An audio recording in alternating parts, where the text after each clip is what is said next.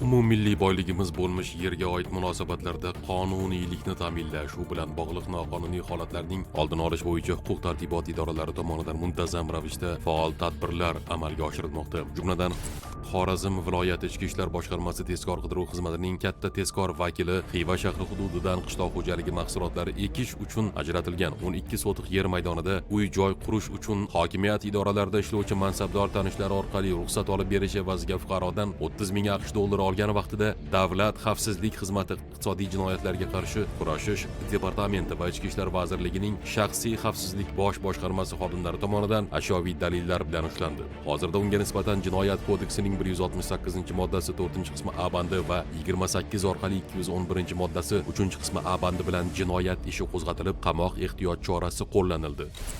Farg'ona viloyatida kuzatilgan holatda Buvayda tumanida yashovchi 1998-yilda tug'ilgan shaxs 2006-yilda tug'ilgan tanishi bilan til biriktirib, o'zi va 14 nafar yoshlarga dehqonchilik qilish uchun davlat tomonidan imtiyozli shartlar asosida ajratilgan jami 3 gektar yer maydonini tanishlari orqali xaridor nomiga rasmiylashtirib berish evaziga 115 million so'm talab qilishadi. Davlat xavfsizlik xizmati hamda ichki ishlar organlari xodimlari hamkorligida o'tkazilgan tezkor tadbirda qonunbuzarlar 9500 AQSh dollari va 700 ming so'm olgan vaqtlarida ularning noqonuniy harakatlariga chek qo'yildi.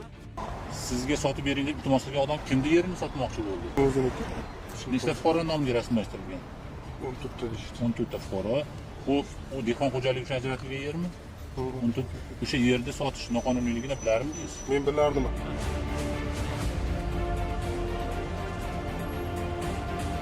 Men hozir yoningizda pul sanab beraman.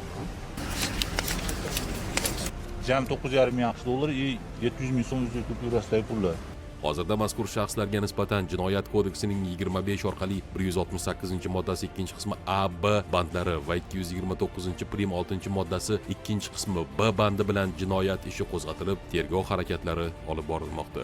Hurmatli fuqarolar, yer maydonlaridan qonuniy asosda unumli foydalanish mamlakat iqtisodiyotining rivojlanishiga va aholining turmush tarzi yanada yaxshilanishiga xizmat qiladi. Shu sababli uni asrab berilgan imkoniyatlardan to'g'ri foydalanish lozim.